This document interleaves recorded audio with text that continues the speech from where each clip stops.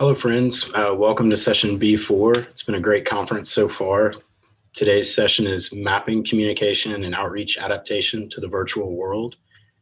I'd encourage you before we get started to check out the Slido, which is on the right side of your screen. Please be active during the presentation. The quicker you get your questions in there, the quicker we can get them answered after the presentation. Also, you don't need to just use that for questions. If you have feedback that you'd like to offer, please feel free to post it. We'd love to see positive feedback in that Slido area. Our first presentation is going to be delivered by Hayden Blaze, Shannon Brewer, and Jeff Butler. Hayden is the State NFIP Coordinator and Floodplain Unit Manager for the Georgia Department of Natural Resources. Shannon works at Dewberry and has 22 years of experience serving state and local agencies.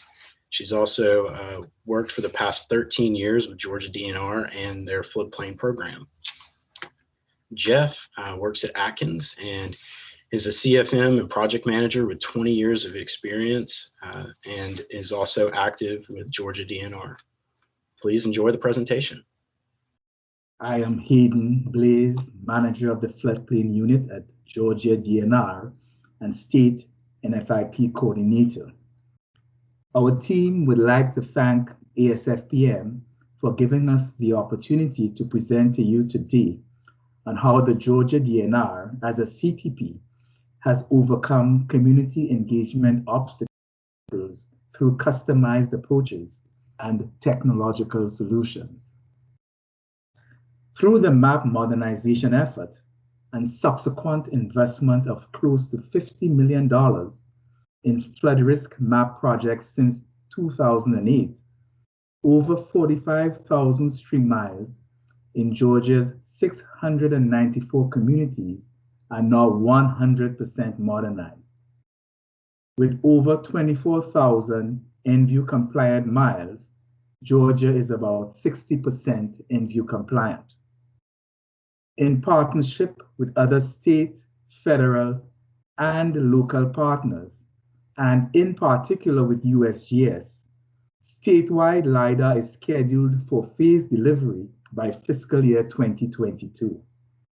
The availability of updated topographic data has fueled our current risk map program, now active in 201 communities, in addition to base level engineering studies comprising over 25,000 miles in 95 counties. Georgia's participation rate in the NFIP is about 88%, with 578 communities participating and 76 with mapped special flood hazard areas not participating. There are 19 communities without mapped special flood hazard areas that are participating. With respect to the voluntary CRS program, there are 52 communities in Georgia that are participating, generating savings of the order of $6.3 million in flood insurance premiums. Of the 52 CRS communities, 35 have CRS scores of 7 or better. As indicated previously, we are undertaking over 25,000 miles of base level engineering studies covering 26 HUC-8 watersheds. Many of these areas were impacted by recent storms, including Hurricane Michael. So how do we promote widespread use of the available data to facilitate zoning, permitting, and mitigation decisions, leading to more resilient communities? Our approach is to use our current website, georgiadfirm.com, as a central repository to present a wealth of information, including, among other offerings, property-specific flood risk, a tool to search and download hydraulic models, support in determining CRS statistics associated with open space preservation, interactive outreach planning guidebook, base level engineering viewer, and base level engineering playbook to assist community officials in floodplain management, planning and design, and emergency management. I will now hand over to co-presenter Shannon Brewer of Dewberry to demonstrate some of our innovative community outreach solutions. Thanks, Hayden. As more regions and states invest in base-level engineering, we are discovering that the online map viewer is an effective way to share and review results of the analysis. Georgia is producing BLE for a very large area of the state and also required a solution that would aid in delivering this information to several hundred communities in a rapid and meaningful way. Georgia's BLE viewer is customized to present changes in flood risk based on BLE in a variety of ways, and also provide products that floodplain managers, engineers, developers, emergency managers, and property owners can use to support activities in protecting, administering, preparing, and responding to potential flood risks. So let's take a look. First, to access the BLE viewer, the 1% and 0.2% BLE floodplains are turned on. As I zoom in, you'll notice that building footprints start to appear. You'll also notice this gray masked area, which indicates that there is an effective detailed Zone AE study that should be used for regulatory purposes. Over here on the left, there's the legend that's also dynamic. There are other layers that we'll review in a few minutes that can be turned on and off, and as such, the legend will also change to reflect which layers are turned on and off. Over on the right-hand side, we have a few toggles, so we can change our base map up if we want. The viewer automatically defaults to topographic view. You're also able to search by an address. There's also an overview map, so you can see where you're at geospatially. Right now, we're near the border of Florida. And then again, this layer list, expansive layer list that we have here with a lot of different data sets. So the layers that are turned on are the ones with the eyes that are open. And then the ones that are turned off have the eyes marked out. So if I wanted to turn off the 1% and just look at the 0.2% floodplain, you'll notice that the legend changed to only show the 0.2%. If I wanted to look at the effective, I could turn that on, and as you can see, the legend changes. I can also turn on the 1% BLE and see how that compares to the effective flood hazard area.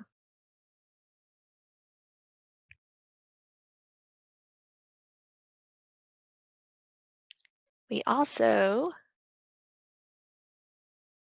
can turn off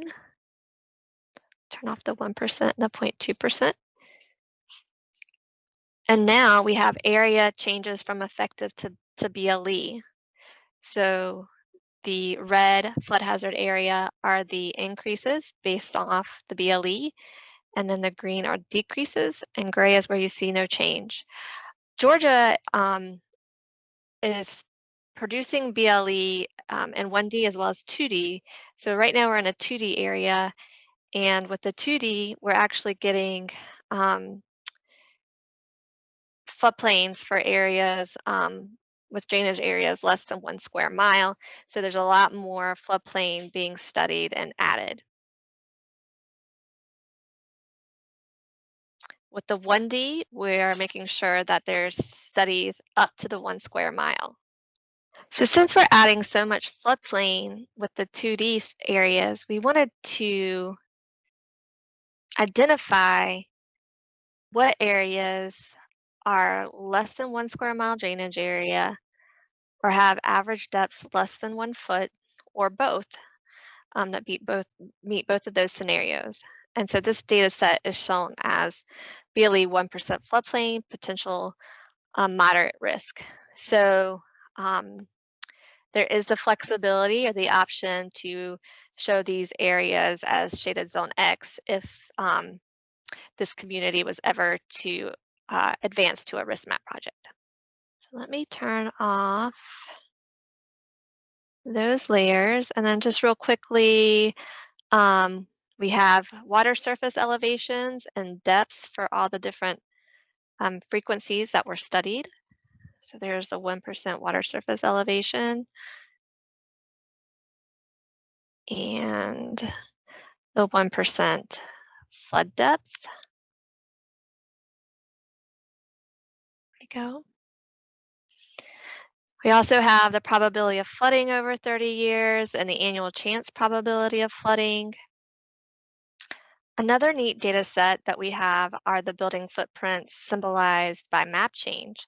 So the red would mean there's an increase in the floodplain based on the BLE, and green would indicate that there is a reduction in the floodplain and those are no longer in a high risk area. These would be good candidates for LOMAs going forward.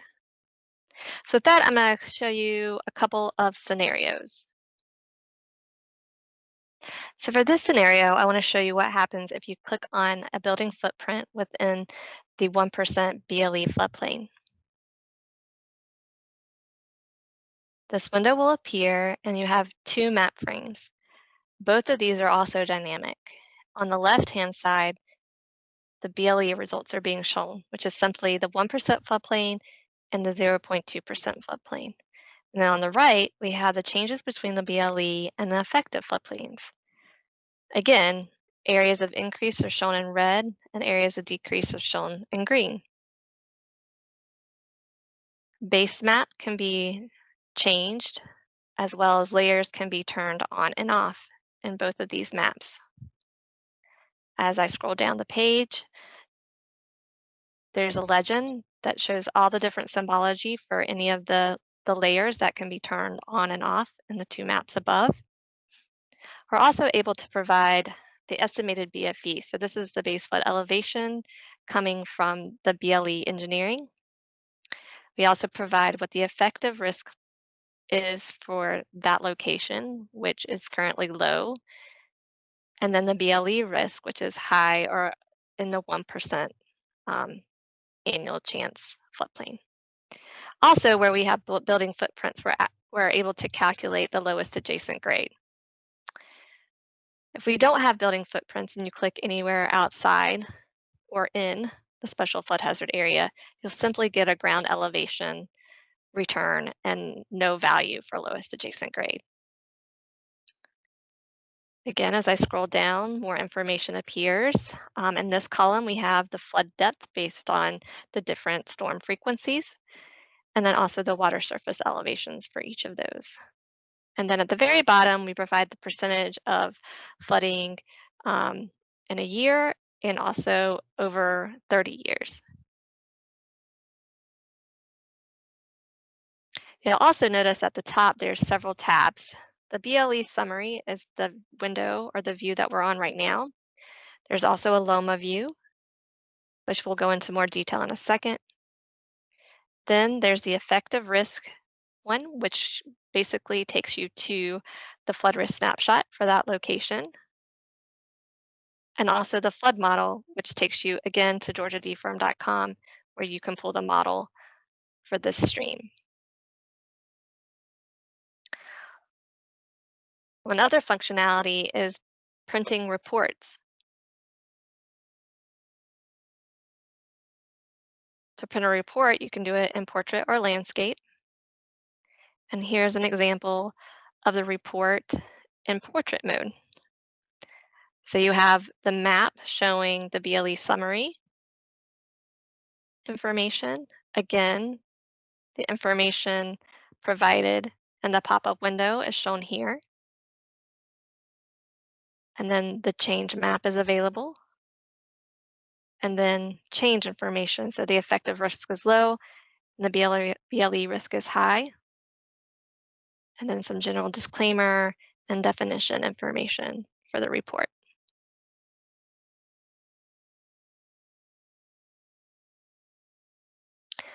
The last scenario I want to show you is when a building footprint has been removed from the 1% effective floodplain and may be eligible for a LOMA.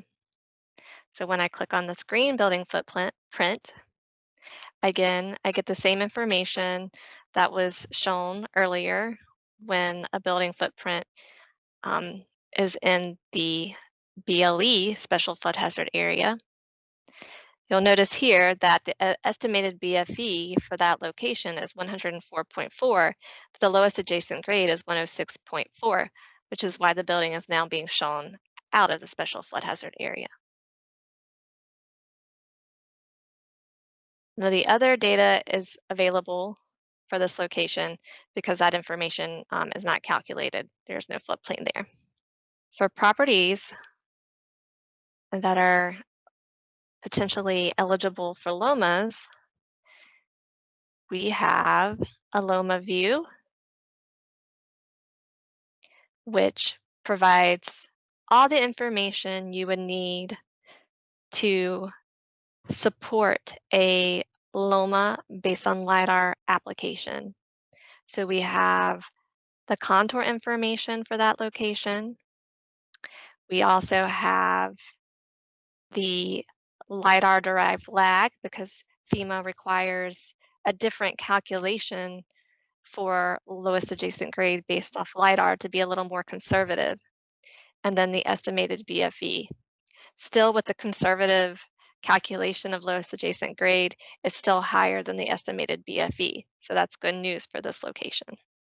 We also provide the source of the LiDAR, when it was collected, and then the accuracy information and the reporting information associated with that LiDAR data set. And then also contact information is available here too.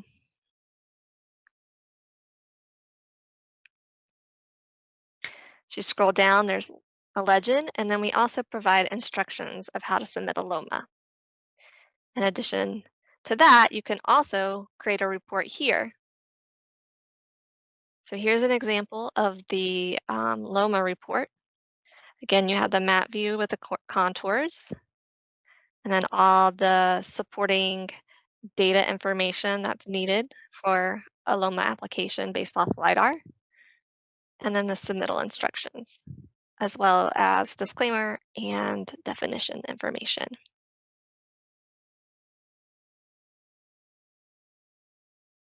Here I want to show you is this extract data widget.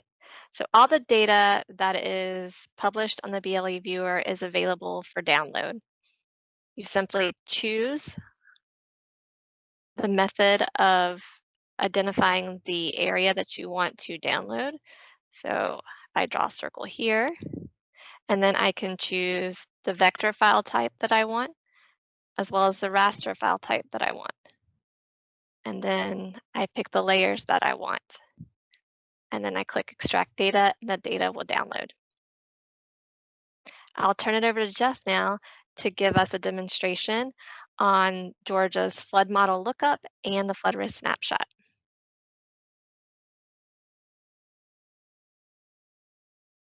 As part of the GeorgiaDFirm.com suite of applications, the Georgia Flood Map program provides no-cost, 24/7 stream-based access to the state's vault of flood study models. Currently, there are models available for studied streams in 120 of 159 counties across the state.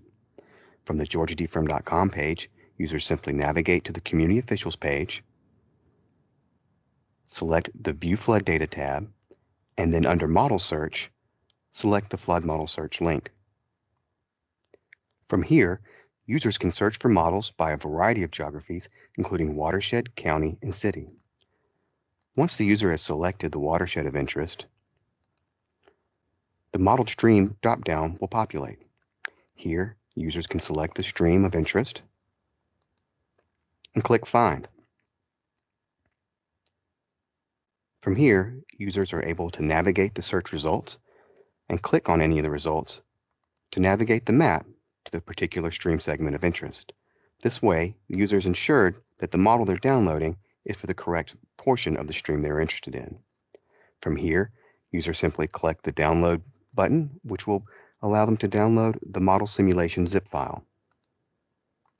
The zip file contains the model simulation files used to produce the special flood hazard areas shown on the effective flood insurance rate maps and provides local engineers, developers, and other interested parties access to the data they need to support activities such as determining base flood elevations in approximate zone areas, evaluating the impact of potential or planned development on effective special flood hazard areas, assist in the creation of letter of map revision or LOMAR applications.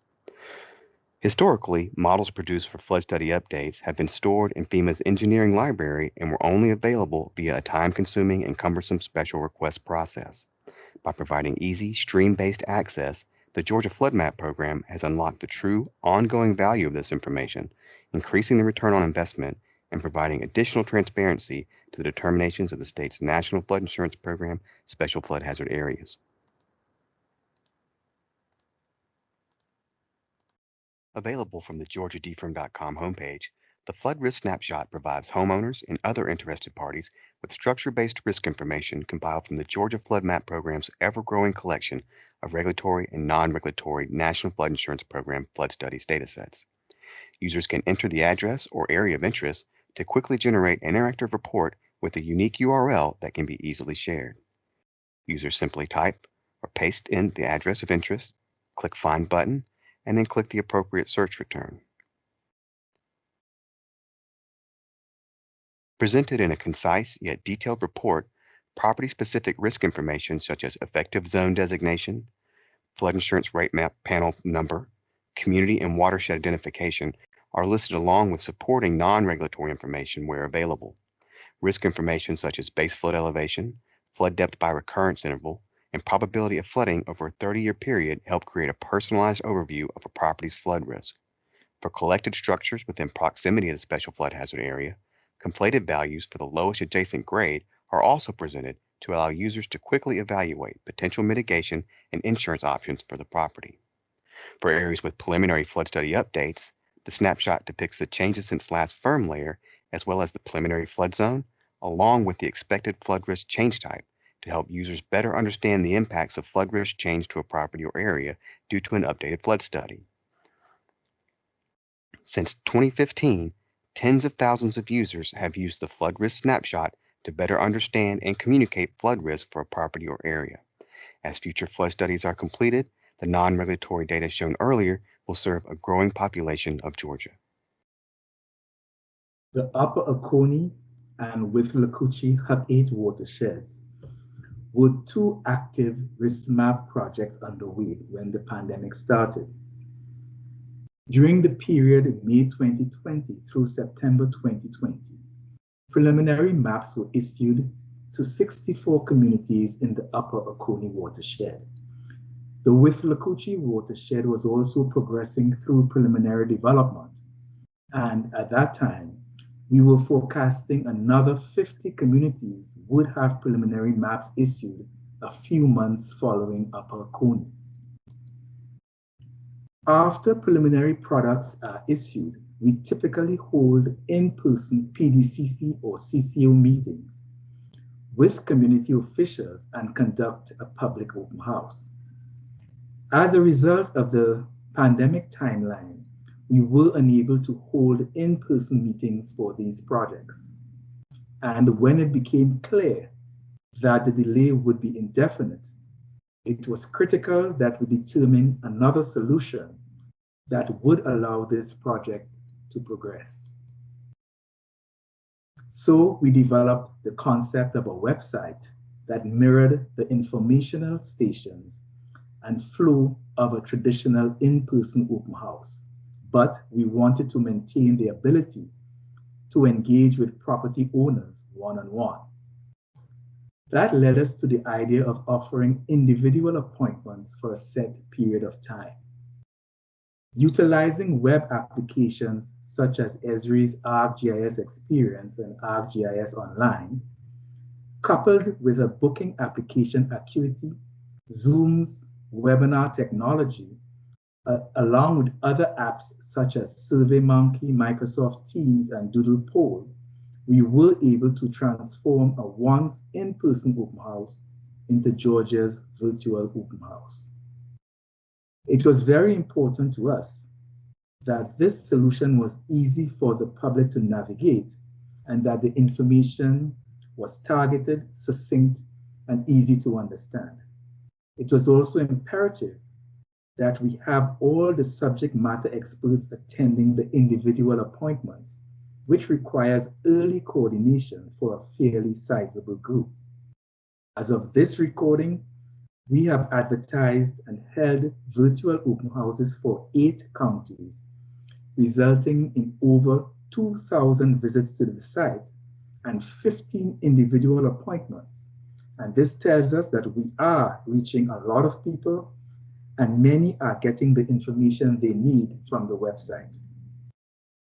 We will be conducting virtual open house appointments through September 2021, offering meeting opportunities to all remaining communities in both watersheds, with the virtual open house becoming a permanent fixture on our program's website.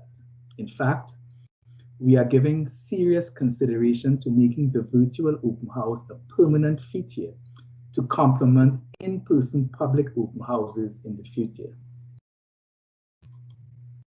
At this time, I would like to hand over to my co-presenter, Shannon Brewer, to demonstrate the virtual open house. Thanks again, Hayden. As Hayden mentioned, we wanted to replicate the experience of an in-person open house with the virtual offering. Traditionally, an in-person open house consists of various booths that the public can visit to obtain information and talk to subject matter experts. First, we would determine the risk of a citizen's property and print a map for them to use. Second, we would send them to each station so that their questions may be answered. We have set up the virtual open house website to simulate a similar experience, guiding visitors through a step-by-step process that will provide information, answers, and additional education materials. On the homepage, we also provide a how-to video that will walk visitors through the entire website. At any point, visitors can depart from the suggested order and navigate the website however they wish, jumping right to the stations that are of interest to them. Let's take a quick look at each station. Station 1 allows visitors to identify their property's flood risk and see how it may have changed. At this station, we offer a tutorial video that explains how to use the map viewer to determine their risk. The visitor simply types in their address and a flood risk snapshot is presented. The flood risk snapshot can be saved as a PDF. At Station 2, visitors will learn how flood insurance is affected by changing maps. Visitors will learn how increases and decreases in flood risk affect flood insurance cost and what cost-saving options there may be to reduce financial impact while staying covered. At Station 3, visitors will learn how to appeal or amend the flood maps. This station presents different options FEMA has to submit an official appeal during the 90-day appeal period. There's also information on how to update the maps after they have gone effective. At Station 4, information on active projects is provided. Currently, we're working on numerous projects across the state.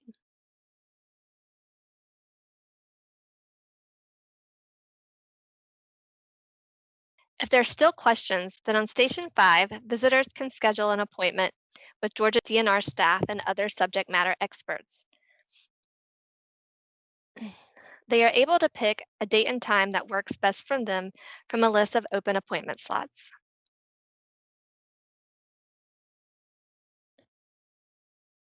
Once the booking has been completed, a meeting invitation confirming the appointment will be sent. This concludes our presentation. Here is our contact information and Georgia's CTP program website address if you want to visit and view other resources available. Thank you for attending, and we hope you enjoyed today's session. Wow, that was an awesome presentation. Thanks, guys. The residents of Georgia are really lucky to have you guys doing work and making these awesome outreach tools for everybody to use. There was a lot there. We've got several really good questions. We've only got a little bit of time, so I'm going to get going on them. The first question is, who is responsible for hosting and maintaining the website? Go ahead, Shannon. Hi there. It's a joint effort. Dewberry's partnered with Atkins on this project. So Atkins hosts and maintains the main website viewer, so georgiadfirm.com. And then Dewberry is maintaining the BLE viewer and the open house websites. And eventually those will all get rolled into the main website. Well, that's great. Next question here is about the BLE option level. Which BLE option level is the data on the website? Is it the A, B, C, or D based on the BLE guidance? Yes, it's level C. Awesome. That's really great data there. The next question we have is how does someone know what they are downloading from georgiadfirm.com is the same as the current effective data on the MSC? Yes. So Jeff, do you want to take that one? Sure. It's just, built into our project cycle that, as we make these studies go effective, then we publish the effective models that correspond to those studies. So it's a data maintenance item that we maintain throughout our studies. I will add that the BLE models, once they're ready, they'll be what's the latest, greatest available models to download. So in that case, they will not match the effective data. Great, that's good information, guys. The next question is, who do you think the main audience is for these products? I think it varies. Hayden, do you want to? Yeah, well, to a large extent, we do get a lot of queries from the insurers and the lenders to determine they use our website. If it goes down, we know immediately they call us. So we know the insurers and the lenders do use it, and also the community officials. They also use it all the time. So, and of course, we at DNR, we always use it. That's awesome. That's excellent. We do have a request. If you could put a link to some of the sites in the chat, that would be excellent. And then the next question is, are the effective preliminary and preliminary change layers in the site sourcing FEMA's public data services? No, we maintain our own data services just so we can present the data in the way that we found most useful over the years for Georgia DNR and their residents. So yeah, we don't point back to any of the NFHL data layers. We maintain our own services. That's awesome. And that was, we don't have any more time for any more questions, but if you guys want to hop in the chat, you can. I really appreciate this presentation. It was awesome seeing the cool things that you guys are doing. Thank you so much. Thank you. It was fun. Thank you. Bye-bye.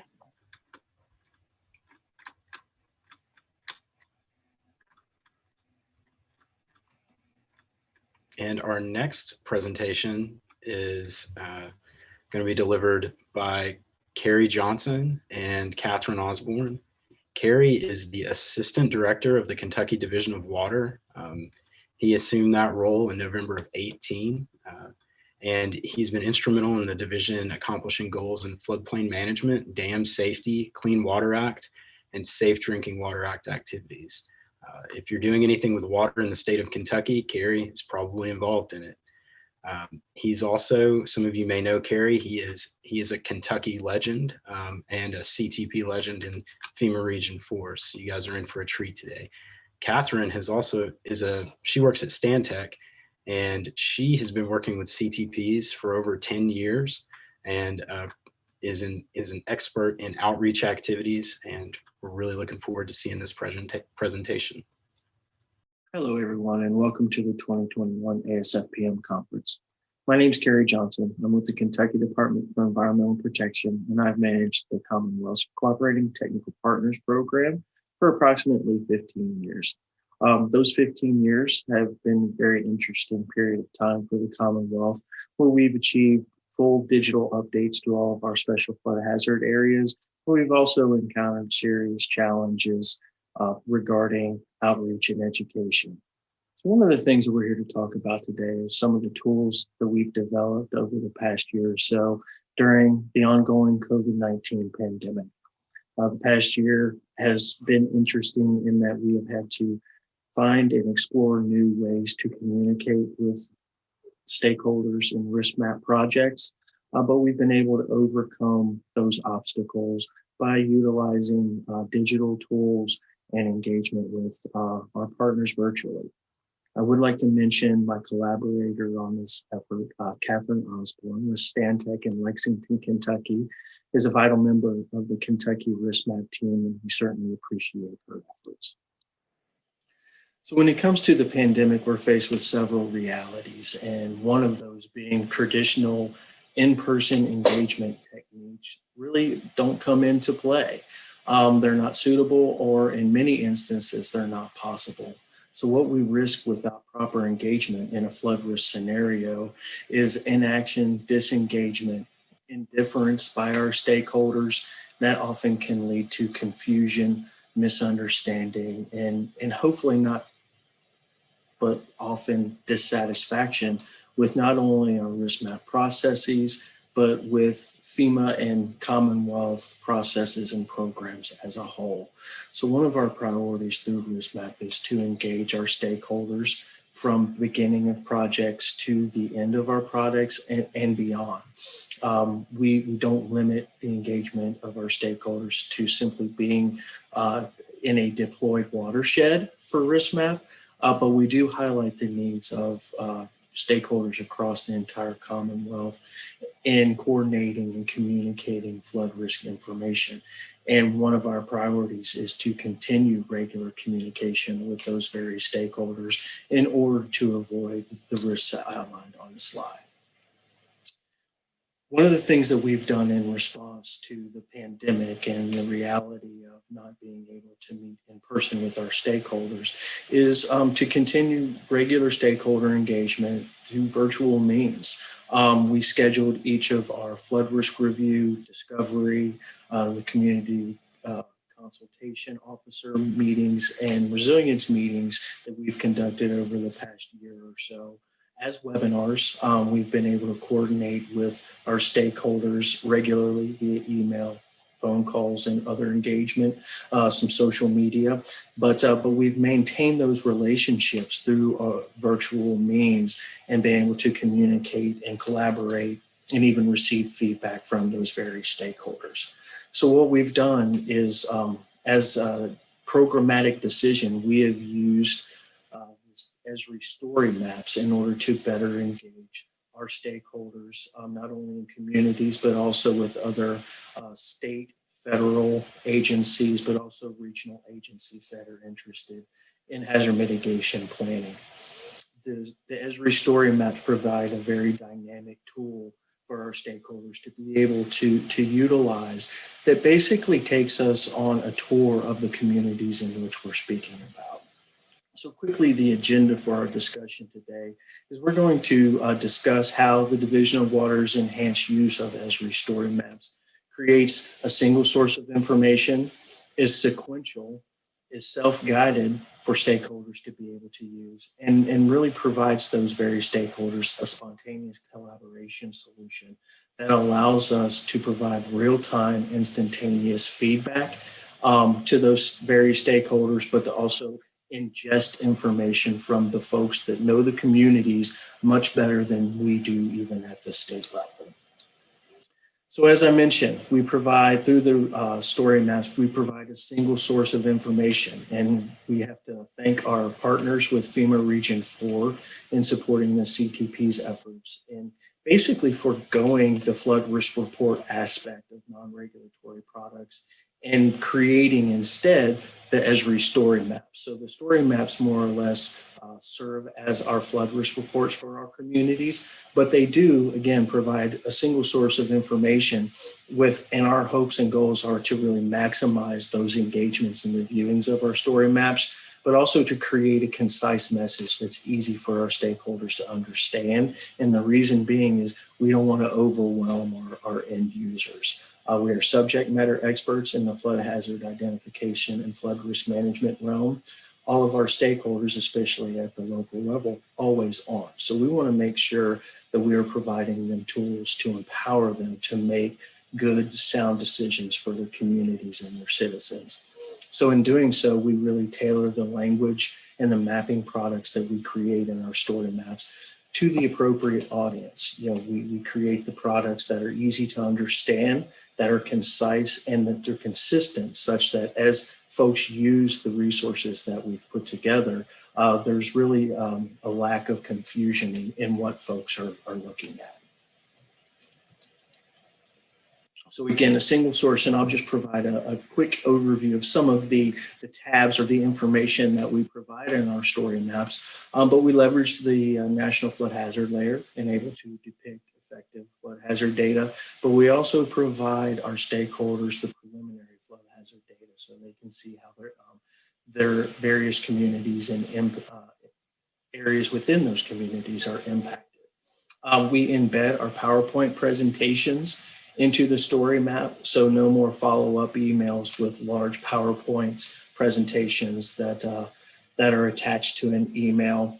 We also provide a very concise, frequently asked questions tab that allow users to go in, and if they have general questions about risk map or why the Commonwealth collaborates with FEMA on identifying flood hazards, doing flood risk assessments, and tying that into hazard mitigation planning, there's a resource for folks to be able to use.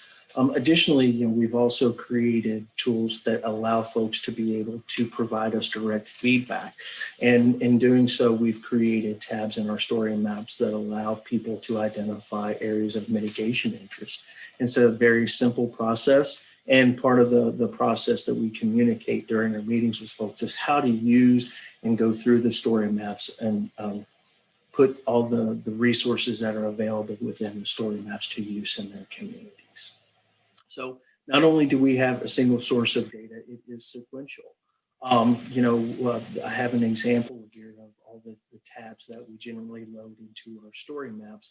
But basically, by it being sequential, the story maps go through not only the project planning phases of the risk map projects, but data development, risk awareness, as I mentioned, the regulatory and due process aspects, and then finally onto letters of final determination and firm and FIS delivery, and ultimately resilience meetings with communities where we teach them and show them how to use the final products that we create, whether they're regulatory or non-regulatory, and incorporate them into their normal everyday planning processes.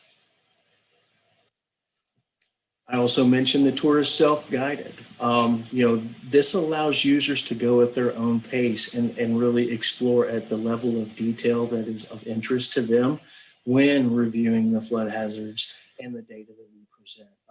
The digital platform also allows folks to search by address and pinpoint key areas without having to use index map panels or to roll out large maps like we used to in order to provide feedback.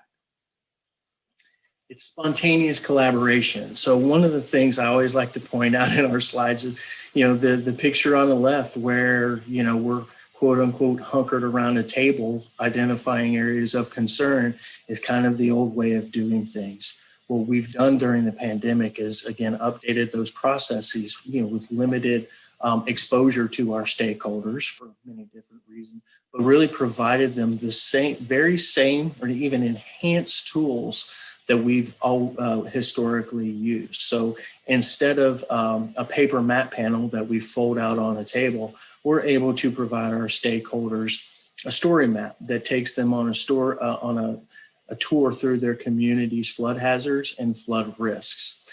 We also heavily use surveys, whether during the PowerPoint presentations, but also before and after our engagement sessions, so that we can track progress of our stakeholders and how they understand, ingest, and ultimately utilize the flood hazard and the flood risk data.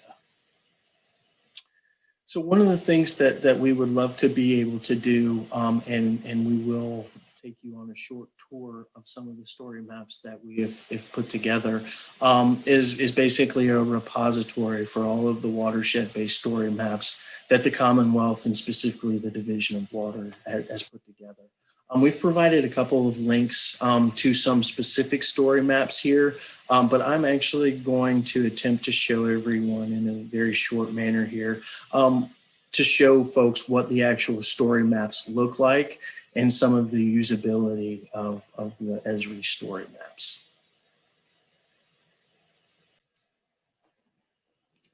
So here we are in the Rolling Fork watershed, which happens to be in the Bourbon Trail neck of the woods of the Commonwealth of Kentucky. But we have initiated a risk map study within the watershed. You can see my cursor here is kind of outlined by the blue watershed information. This is our areas of mitigation interest viewer. So what this viewer allows us to do, and again, it's embedded within the story map, it allows users to go in and identify these various points, and based on the information that is provided to them, what those points mean.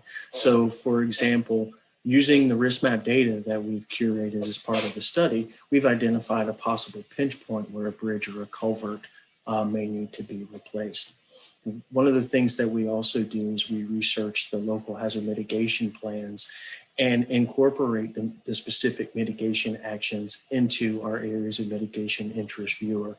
So stakeholders are able to see those in a digital map format where their identified potential mitigation actions are, but we're also able to use the data to, again, identify additional potential mitigation actions.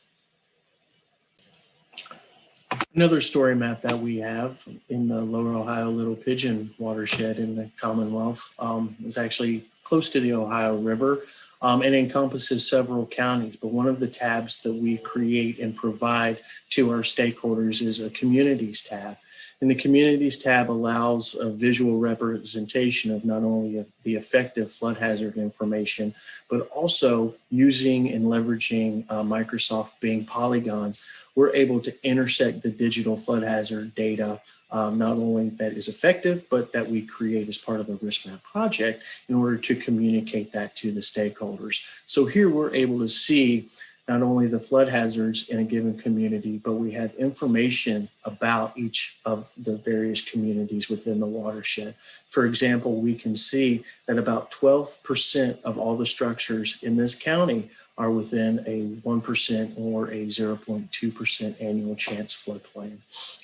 There's 235 structures in the floodway, and only about 0.7% of the structures in the county have flood insurance. So we're able to depict and communicate to our stakeholders that flood insurance penetration isn't great in your community, and you have the real potential to mitigate some of the losses due to flood hazards with flood insurance. And the final example that we'll cover in this presentation is our preliminary data viewer that is embedded in our Esri story maps. You can see here, again, this is a fairly developed part of the Commonwealth of Kentucky with fairly narrow flood hazard zones. But you can see the layers that are available, and again, in the information and the data that we provide to our stakeholders are not only the preliminary flood hazard data, but the cross sections, the boundary of the watershed. But very interesting and very important to local stakeholders are those political areas, so that they can see how the various flood hazards within the watershed impact their communities. As we always say, water doesn't follow community boundaries, but it's sometimes hard to carry forth that message and help folks understand. And this gives a great graphical and map representation of the flood hazards within various communities. So I'll conclude the presentation by providing mine and Catherine's contact information. Please feel free to reach out to us with any questions. Again, my name is Carey Johnson. I'm with the Kentucky Department for Environmental Protection, and Catherine Osborne is my collaborator on this presentation and project. She is with Stantec in Lexington, Kentucky, and we look forward to discussing the presentation with everyone. Catherine, Carey, that was awesome. It was a great presentation, excellent outreach tools. Citizens of Kentucky are and fortunate to have you guys doing work for them. We've got one question here from Carey Williamson at TVA asking, what feedback have you gotten from stakeholders, either through the surveys or through other ways? And what do they like most or find most helpful? Hi, Carey. Thanks for asking the question. It's a pleasure to hear from you today. Overall, the feedback that we have received has been very positive. All of our stakeholders appreciate the ability to have information in one spot, basically. Now, we do explain to them based on watershed breaks, we may have, communities that obviously are split out by watershed. But for the most part, folks are again, happy to have all the tools in one spot. As far as the actual surveys that we've completed, we use the surveys at the onset of discovery and carry those on throughout flood risk review, the CCO meetings, and the resilience meetings. So those surveys provide really great insight, not only as to the challenges that each of the communities have, what their mapping needs are, but we're also able to really gauge how the community stakeholders have evolved in their level of understanding throughout the life of the project. And that's really one of the biggest benefits that we've seen and we've communicated back to our stakeholders is we're able to go back and say, hey, where you didn't understand some of the concepts that we were speaking of at the onset of discovery, by the time we get to a resilience meeting, so to speak, they understand, not only the concept of flood risk, which is somewhat difficult, but what we're trying to accomplish in our flood hazards versus flood risk discussions. Thanks. That was excellent, Carey. I appreciate that. We got another question that's come in from Dan asking, are you sourcing FEMA's GIS data services for the viewers? We're actually using our own. Well, I take that back, and Catherine, you may jump in here to help me out a little bit here. But basically, we have all the data hosted locally, so we don't have to use Esri credits in order to serve those data up. But we do pull from like an RSS feed in order to feed out the national flood hazard layers. And some of our changes since last firm viewers actually speak to the FEMA changes since last firm digital data sets that are out there. And that allows us to consume those data sets and communicate it without having to basically serve it all up at the same time.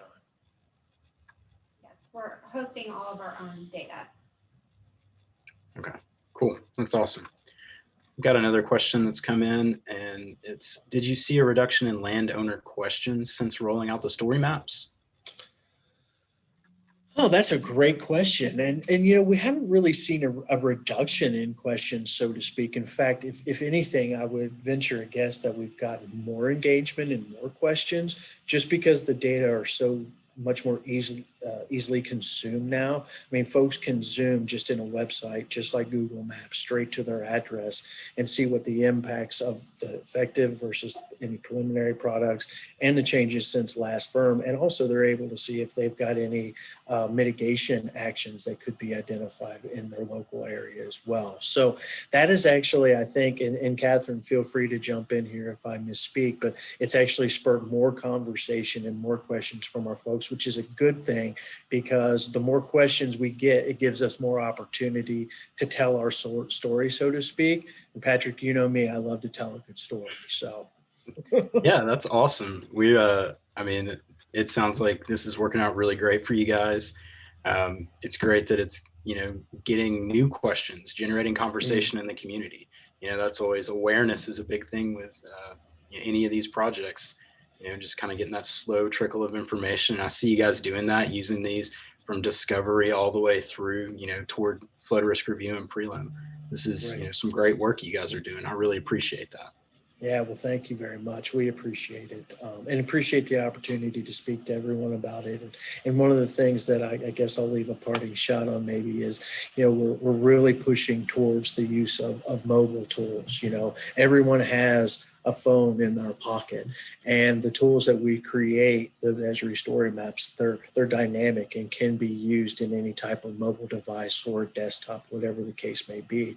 So theoretically speaking, folks can actually on their phone go to their house and click the Find Me button more or less in our story map, and all the data will show up for them specifically. So that's very much our goal, is to embrace the mobile world and to really acknowledge that the risk communication devices that we all carry in our pockets are really the wave of the future.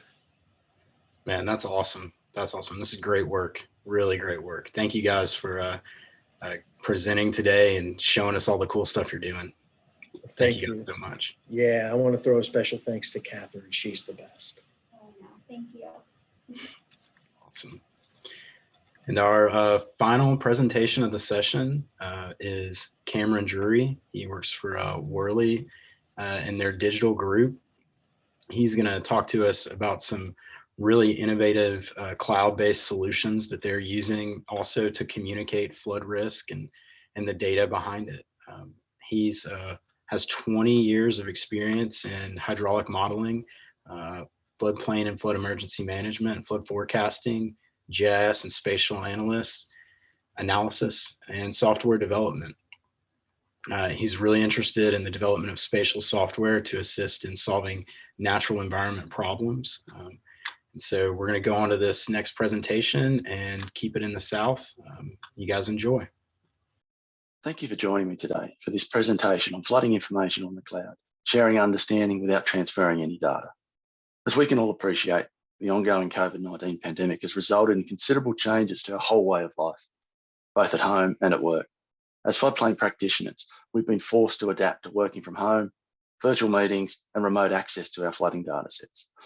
This has been further complicated by the fact that our flooding data sets are so large, making them cumbersome and slow to move about. In this presentation, we will explore how the continued evolution of cloud technology has spawned a whole new way of working with our flooding data sets, one in which we can focus on what the data actually means rather than the data itself. I particularly like this quote by author Daniel Keys-Moran, and it comes to the crux of what we're going to be looking at today. You can have data without information, but you cannot have information without data. In the flooding world, we have masses of data, but it's key that we're able to transform it into information. That is something that's meaningful, has context, and is relevant. But first, what constitutes flooding data and why is it so large? Well, if we look at some of the components of our data sets, we can see that the base flooding information could constitute between 1 gig and 10 gigs per run. So that's the information straight from our flood model, especially as we're looking at the full dynamic hydrograph, not just the flood peaks. And then whether it's 1D or 2D modeling, if we look to process some of our raw data, say by draping onto a LiDAR, we could end up with the same data volumes again. So another 1 gig to 10 gig per run. To give us context when we're analysing our data, it's worthwhile including reference GIS layers such as roads, properties, facilities, assets, critical infrastructure, and that could add another gigabyte itself. Aerial imagery might add another 5 to 50 gigabytes. You can see that this means for any given organisation where there's multiple models and multiple catchments, multiple scenarios and event probabilities, we could be looking at around 5 terabytes of data, which is massive in itself, except this is just one organisation. Multiply this by all of the data custodians across the globe, and the scale of our data requirements is truly huge, the real definition of big data. The problem then becomes, how do we share this information and who do we share it with? Look, there's a wide variety of stakeholders that may wish to utilise our flooding information. Their usage will be quite different, from highly technical and qualified flooding professionals through to non-technical users and even the general community. So each stakeholder is going to be looking for something different from the flooding information, which further complicates how we can provide the right information in the right format to these various stakeholders. So how have we tried to make this information available in the past? Well, traditionally, we've focused on, most methods have focused on sending copies of the data. So that could be physically posting USB drives or memory sticks, or providing direct downloads via the cloud. To reduce the volume of data transmitted, we may have clipped out a subset of the original data and looked at providing process products such as flood extents, GIS grids, which would all be considerably smaller than the data sets themselves. Now, most of the problems with the traditional data sharing approaches stem from the fact that they involve sending copies of the data set to our end users. As this data is leaving our organisation, the provenance of the data is lost. Multiple versions can lead to disputes and confusion. And by sending out the data itself, we've also lost any semblance of control over how it may be used. Is it going to be used in the right way? The process of sending this data can be incredibly slow, from copying to a hard drive and then posting to the time taken to package, upload, and then download by our end user. These all take considerable time, and sometimes data is lost, most likely when we posted the original to someone. But perhaps the biggest issue with sending our data directly is that an end user needs to know what to do with it. If the end user is unable to find the information they need, or they don't know how to access it using the files that have been provided, it defeats the purpose of sending it to them in the first place. So where does the cloud fit in with our flooding data sets? Look, the cloud is best seen as a centralized computing framework from which both data sets and applications can be served to browsers running from anywhere. So this centralized nature of the cloud lends itself well to dealing with massive data sets, in that the data itself doesn't need to be transferred around. Instead, suitable applications allow this data to be accessed, interrogated, processed, and analyzed remotely without any of the gigabytes, terabytes, petabytes of data actually needing to be sent around anywhere, aside, of course, from the initial upload to the cloud. In this way, it's the understanding and usability of the data that's transferred. Our data transforms into information as it becomes usable and meaningful. It can be shared at the click of a button, and it allows end users just to get in and access information from various models, irrespective of the type of model that they are. It could be a HEC-RAS Classic, it could be a RAS 2D, it could be one of the commercial models from DHI or TwoFlow or InfoWorks, or it could be outputs of data, outputs of models in ASCII grids, binary grids, TINs. It doesn't matter what format it's in, the user doesn't need to worry about it. The cloud looks after that for them. And as the data sets are so large, powerful cloud computing resources can be deployed to make information fast to use and interact with, thereby increasing its value and empowering end users to explore a bit further and truly understand the information they have access to. To illustrate what I'm talking about, let's have a look at some flooding information that resides on the cloud. I'd like you to imagine that you've just turned on your machine, and whether it's your home machine or your work laptop, and you've fired up your web browser and you're just logging into your cloud platform to look at some information. One of the beautiful things of centralized information is it's just at our fingertips. So here we are, we're looking at a township over here in Australia, halfway between Sydney and Brisbane, and we've got a range of floods, the 10-year, 20-year, 50-year and 100-year. We're looking at the 100-year flood extent there. Maybe we're interested in looking at the water level surface, so the water level contours, or perhaps we're looking at the depth surface, so how deep it is over the ground. Maybe we're interested in having a look at the velocity vectors to see where the flow is moving to. If we were to say, compare that 100-year view to, say, the 10-year velocity with vectors. Okay, the beauty is that the information is at your fingertips. Now, there is actually a levee around the town here, which is why it's not inundated. If we wanted to compare those sort of in a side-by-side view, we might select both of those and have that information. So the beauty is that the information is just there. We haven't downloaded anything. We've just turned it on and our information is there to access and start playing with. Now, what information is there up in the cloud? Right, well, we've got our terrain information. That's coming from, all of this information is coming directly from our flood model, terrain, and then we've got the water level surface and X and Y direction velocities. That's the base information. All the other information is then derived on the fly. And if we were looking at coming in and inspecting some properties, and we wanted to get some flood information for some of these properties, and maybe we'll just put the cadastre on, put the land boundaries on, and we want to go in and have a look at some flood information all across this property.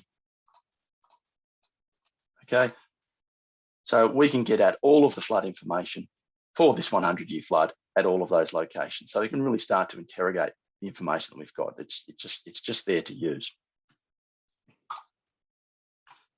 Now, we can appreciate that flooding data isn't static. A flood varies throughout time. A flood builds up and then it recedes. So if we were to look at not just the maximum envelope, but how this flood builds up over time, I'll just jump to an early stage, and we can start to see how this flood builds up. So not only are we looking at what is inundated at the peak, and here's a great little example, we're also looking at how an area is inundated. I'll just go back a couple of time steps. We can see this area here, this school, as the flood evolves, they're actually isolated. They then go on to be inundated. Now, if we just drop back to where they're isolated, why are they isolated? Let's pull off a water level profile along the road, and we can see from their site here, there's actually a dip in the road. They're isolated before, so their site has higher ground than their egress route. If we leave that to go on to the maximum of the flood, we can see that they're isolated and then subject to nearly sort of 4 meters, so 12, 13 foot of water. Certainly worth understanding how the floodplain is inundated, not just what's inundated at the peak of the flood. If we were looking to perhaps ask a couple of questions on, well, how long is that area inundated for? You might want to come in and say, okay, let's get a bit more understanding out of these results. Let's come in and say, show me how long depth is greater than 0. In other words, how long is the area inundated? So it's probably more an emergency manager type query here. And we can see that this area, once it's inundated, is then inundated for 24 hours, so for a full day. The power of the cloud, you can see the information is incredibly fast and it's just at our fingertips, ready for us to use. What does the cloud offer us? So aside from the ability to just dial up a flood information and start interrogating, the cloud expands the way in which we can work with our flooding information.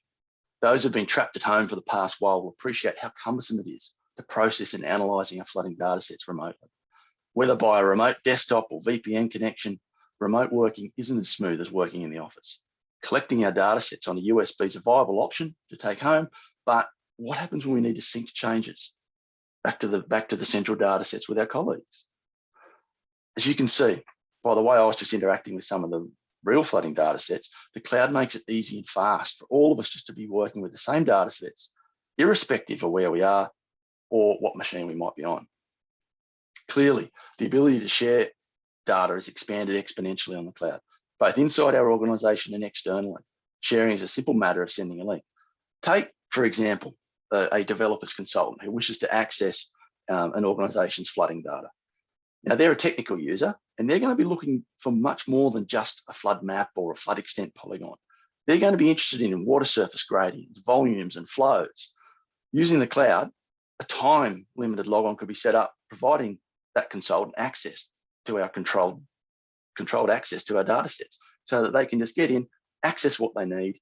No data is changing hands. So the whole process could be achieved in minutes rather than hours or days.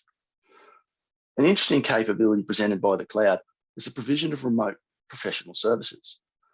We can see in the medical profession, particularly in this COVID period, they've been really embracing video consultations. So why can't we see the engineering and scientific professions carrying out and delivering their services by the cloud as well? The result would be a completely seamless and ironically more personal experience for our clients. By its centralized nature, the cloud lends itself to enhanced data management. With the cloud data sets acting as a single point of truth, an organization can carry out versioning, archiving, rollbacks, data set time histories, quality assurance, metadata, and the like, providing frictionless consistency and quality control to end users.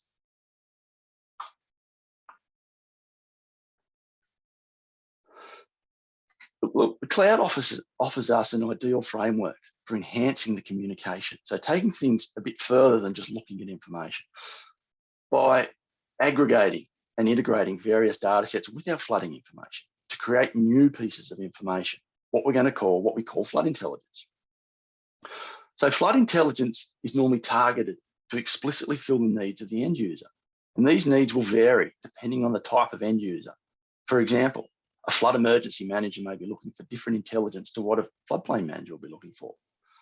Now, commonly, flood intelligence is created in one of three ways: by integrating the information with GIS datasets to create detailed flood intelligence, such as with property floor levels or evacuation route low points or critical infrastructure; by processing multiple datasets into a single outcome, such as combining a full suite of design floods from the 10-year to the extreme into a map that aggregates them all, that is perhaps the probability that each part of the floodplain gets wet at; and by querying the information, such as show me whether floodwaters have enough energy at sufficient depth to push over a small bungalow dwelling.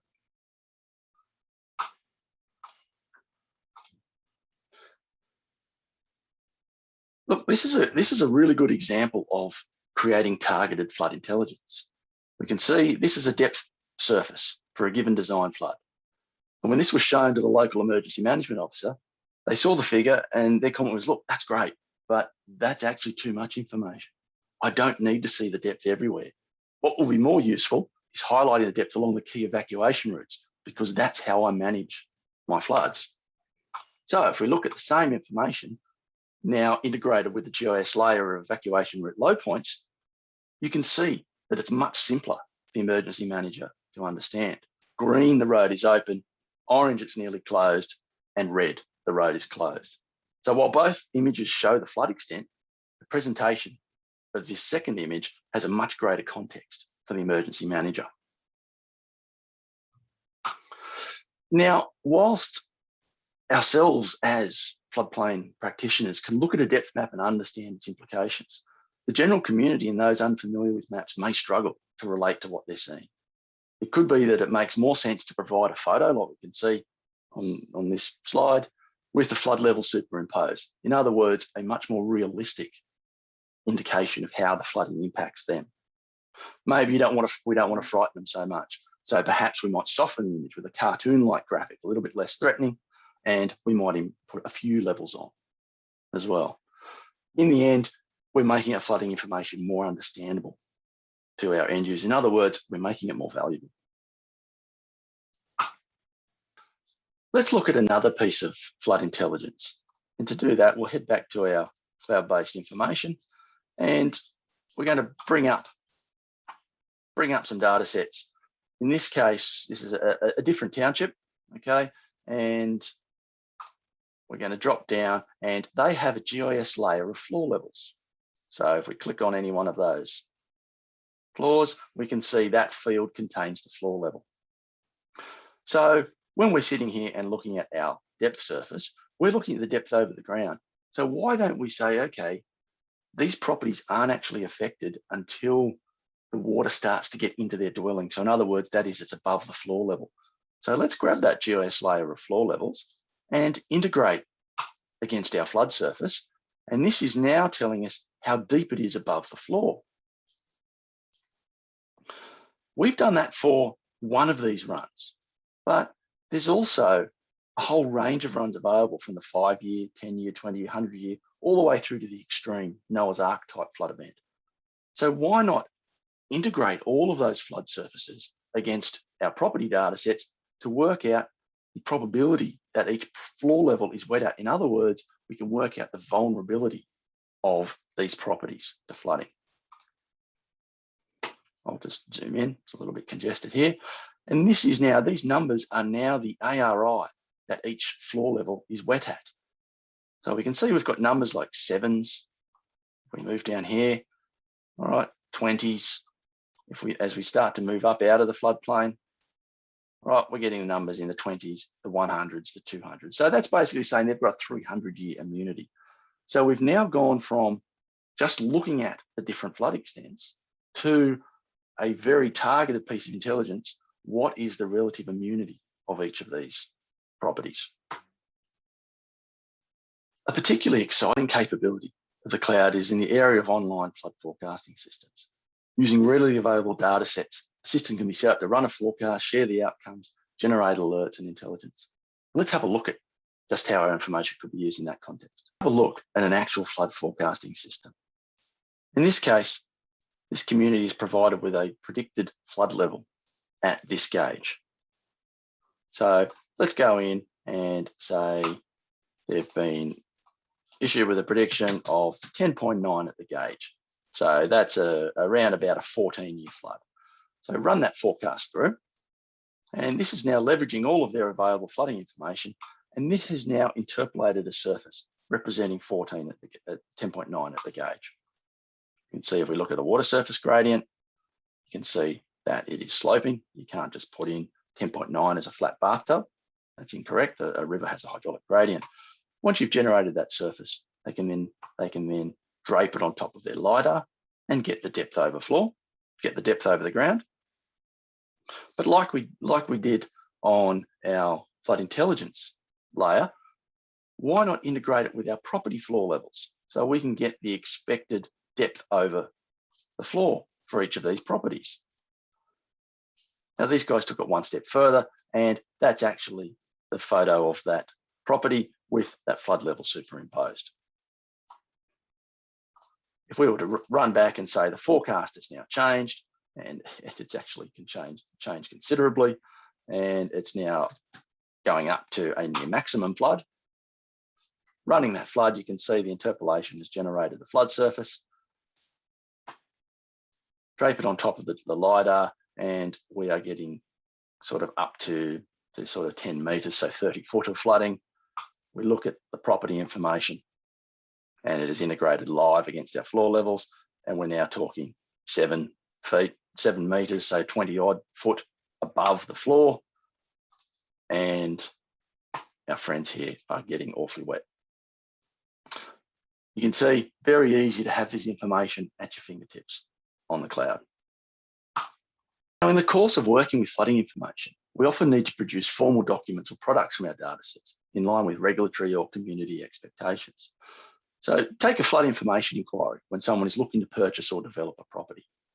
We could draw on our centrally located datasets to readily create an automated system, like you can see in the pictures on the right-hand side here. Essentially a word template defining the structure of our response, with the information then automatically extracted from the centralized cloud-based datasets, whether that's graphics or flood levels and so forth. The end result is that not only are we confident that we're using the correct version of our datasets, we're also able to provide a high level of service to our customers.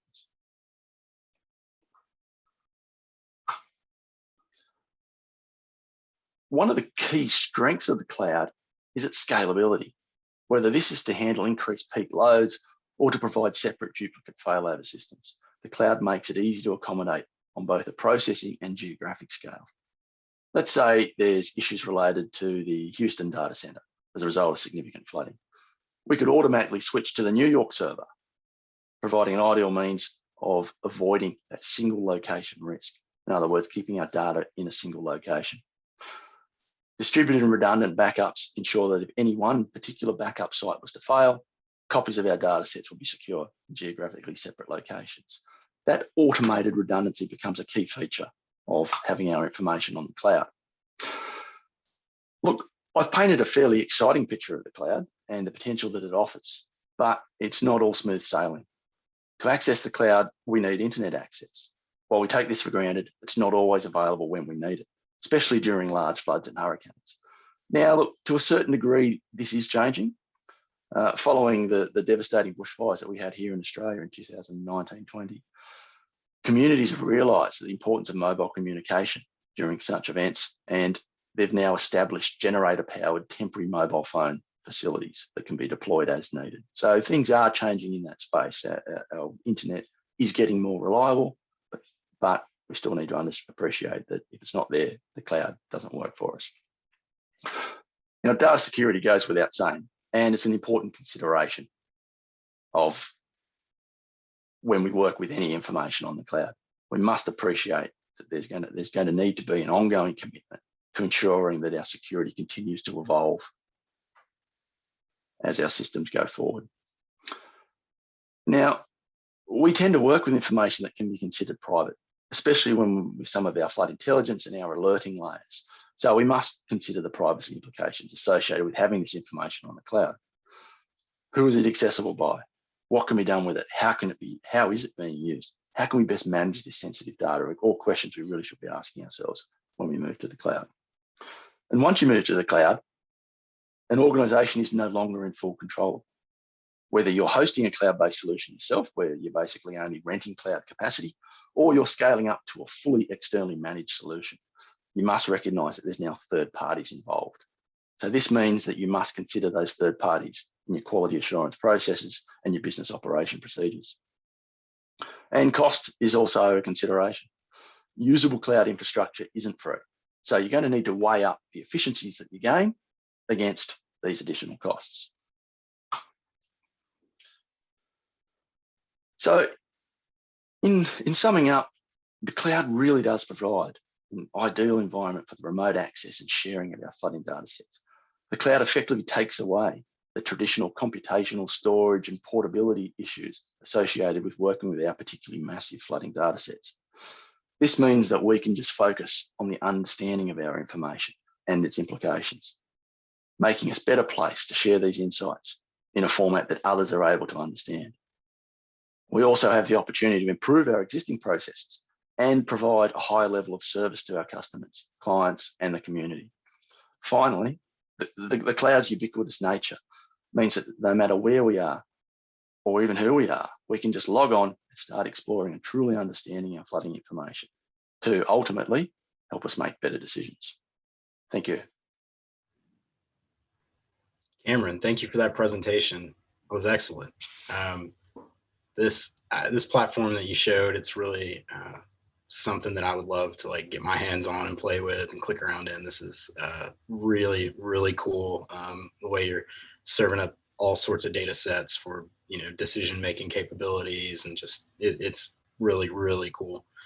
We got a few questions here in the chat. Folks can feel free to keep submitting questions. We've got a few minutes here at the end. So our first question is, how is the data provenance maintained as data sets are used? Yep. So the data sets reside in a central location, and people don't actually take copies of it. They don't need to come in and collect it. It's all sitting on the cloud. They can just log on, and then the cloud platform allows them to interrogate it and use it where it resides. So it doesn't need to actually go anywhere. And then if, say, an update was available, you ran a new study, then you could slide that information in and potentially archive or version off the previous version. Cool, that's awesome. I think you answered part of the next question we've got here with that one. The first part is, at what level is the flood data stored and maintained? Is it local, state, national? And then you spoke about this a little bit. It's if revisions need to be made, what's the process for that? Yeah, so it can be stored at any level. It could be stored at the local municipal council level, county council level, or it could be even nationally. It doesn't matter. It's just getting access to the data that it needs to. There's only a certain amount of screen real estate that you have. So you may have petabytes of data, but the screen might only be able to see a small portion of that. So that's why things work so quickly. In there. Sorry, what was the last part of that question? It was about revising data. Yeah. So as the data, as you run a new flood study or you get new information, you literally just grab the outputs. So you grab the outputs of your RAS2D or any of those commercial models. It doesn't matter what particular flood model you've used. Grab the outputs, import them into the framework, and they're there, ready to use. Awesome. The next question is asking about whose cloud services are you using for this? In terms of the infrastructure or the software? The infrastructure? Yeah, I believe I'm gonna let's go with both, but yeah. I think it's talking about infrastructure. Okay, so this one, what we were looking at then was based on Amazon, but it's cloud independent. So you can actually run it in cloud mode, not actually on the cloud. So you could run it on your LAN using browsers on your LAN from a server on your LAN, so that it doesn't actually leave the organization if that's how you want to run things, or you could host it on Azure or any of the other Oracle clouds, whatever cloud providers you like. The platform that we saw is the WaterEye platform. That's the platform that we use for our cloud work and working with flooding information. But this paper was sort of a bit of a concept about how the cloud has evolved, particularly in this last 12 months. It's sort of shifted from being a data repository to an actual usable environment where you don't actually need to go elsewhere. You don't need to download a copy of the results to then go and work with them. They're there, ready to work with straight away. That's awesome. That's awesome. We've got a few more questions coming in here. Are you able to track usage or downloads to see which data sets are more desirable? Yes, you can. Yes, you can track against those.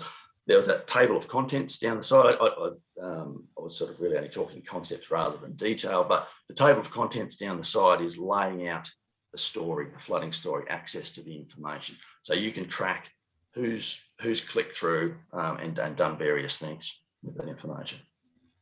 That's cool. We've got a question asking is this only available in Australia at this time?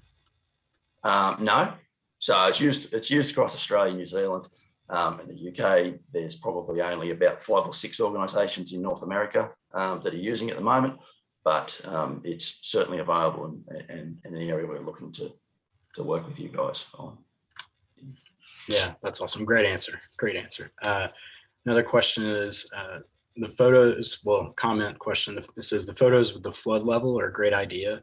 Was the process of making each photo automated, adding the water level graphic, or was that automated, or did it have to be done individually?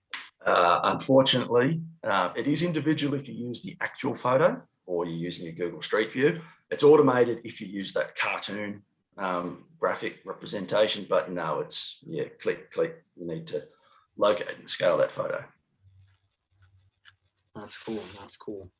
We've got about a minute left. If anybody would like to ask any additional questions in the chat, this is really cool, Cameron.